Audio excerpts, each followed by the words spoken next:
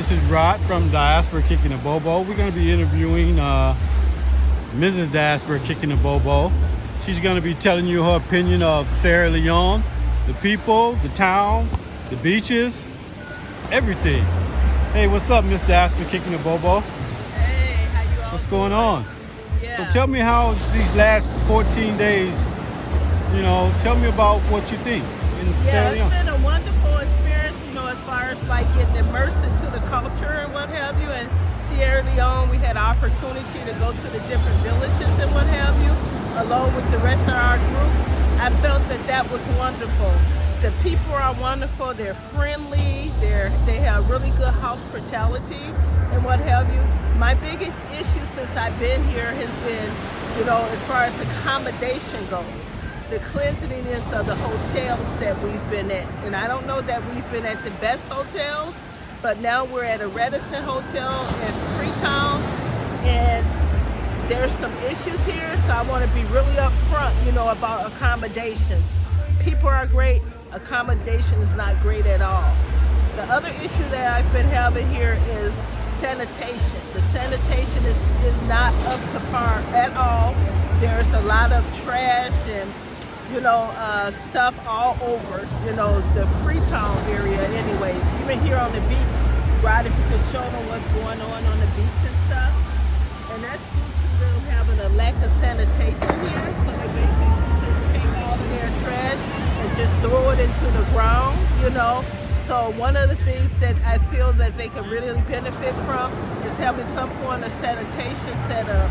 Garbage cans just put in certain areas.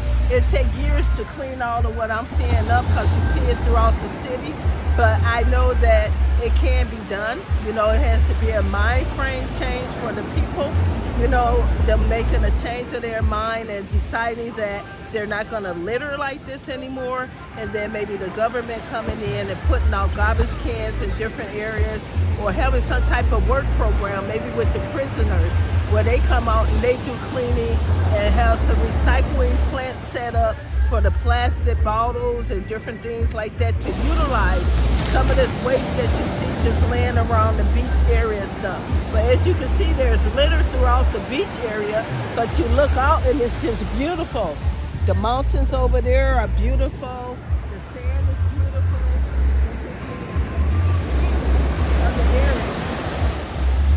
Yeah, if you clean this area up, boy, it just looks just as good as any beach in America or the Caribbean. I would say better. It would look better. Look at that scenery out there. Yeah. Wow, this is just gorgeous. Yeah. Just need to have some sort of cleaning detail, A big cleaning detail, be honest. And then when it comes to the hotels again, like I was saying, the accommodations, the people are great, they're friendly, they're welcoming and what have you. But when it comes to the accommodation, the cleanliness of the sheets, towels, and different things like that, you want to bring your own face towel, your own towels.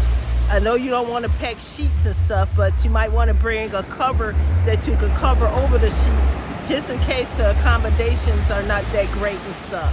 So yeah, just prepping. I've learned quite a bit, and I'm hoping that once we get back to the States, maybe what I'll do is come up with a list of things that I know that as a female, things that I know that we would need, as well as my husband, Mr. Kicking the BOBO, come up with things that a male would need, in order to make sure you're doing that good self-care.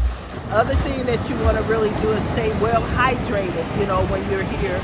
Drinking a lot of water to flush your system, because your system is going to be getting exposed to foods and stuff that it may not have previously been exposed to. And so I did have, like I said, a couple of days of being sick, maybe about 5 days of being sick after eating some Mustafa leaf, I think it was, in one of the villages. It also had pork and other meats in it that I didn't realize it had in it, so I got into the bowl. And so I ended up getting pretty sick from that, but I'm okay. I had the medications that I brought from America, so I took that for a couple of days. And then they also have what they call charcoal pills. I took about 2 of those charcoal pills, and they said the charcoal pills outlines the stomach and absorb whatever it is that has gotten in there, along with the other medication I got before leaving the States. and I'm fine. You know, I was throwing up. It was coming from the front, from the back. So, Seriously. So tell me what you like about Sierra Leone. What I liked about Sierra Leone, again, is, you know, the people. They're very friendly. They're very approachable. They're very welcoming. I mean, when we got to the airport, drums was there. You know, the drummers and the dancers met us at, you know, the door. That was a wonderful experience. I also like being immersed into the culture, you know, at the villages and what have you. That was a wonderful experience. And I know that if we weren't on this tour, we wouldn't have gotten that experience.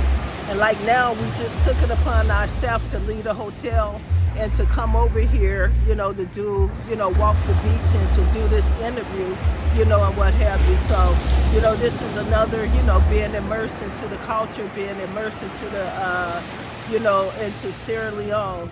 The other thing that I really liked was visiting the slave quarters. You know, that was a really emotional experience for me, you know, knowing that those who went before us or came before us, our forefathers, you know, how it may have been, you know, for them, you know, with going to those final destinations and stuff. So that's another part of what I've been, you know, kind of like really, really touched by. You know, those experiences was very emotional.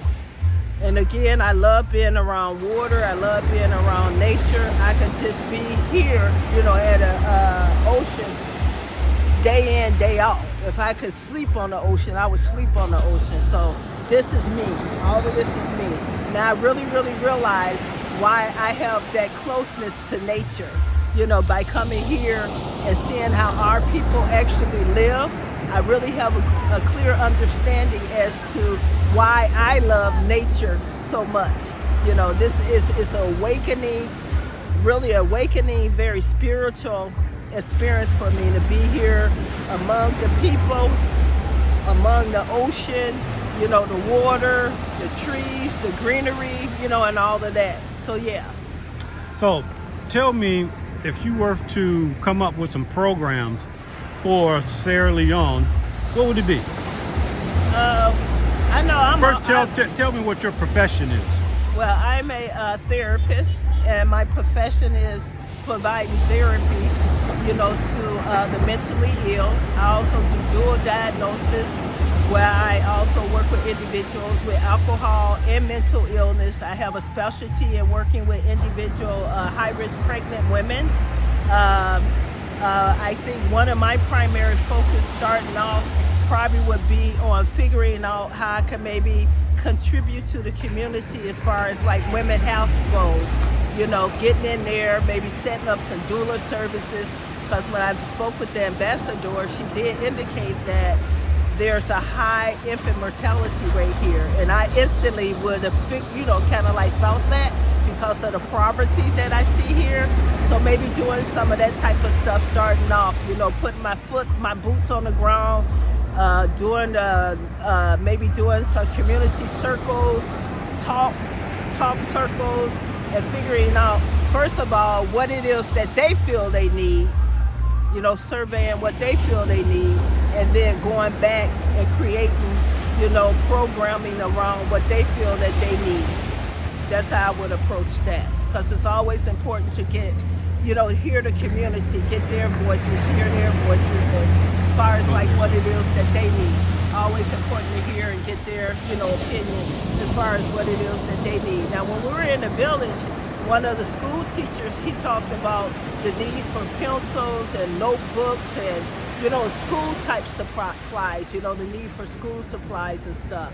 He never mentioned, you know, some of the other things that I would have maybe said. His focus was school supplies, and I'm assuming that it would be because he's a school teacher as well. So I would like an opportunity to maybe meet with some of the village women or some of the women in the inner city to see what they feel that their needs were. With the experience that I had the first 5 or 6 days at the hotel, not having hot water available due to the rooms that I was in, I would see that would probably be a really, really big challenge for a female, you know, younger than me. And you guys, I'm sure, can get what I'm talking about. So just those things, you know, finding out what they feel their needs are. Okay. Well, we're going to end the interview right there. and she's going to be doing some more stuff in reference to mental illness and therapy. So in reference to the African American and the African diaspora community.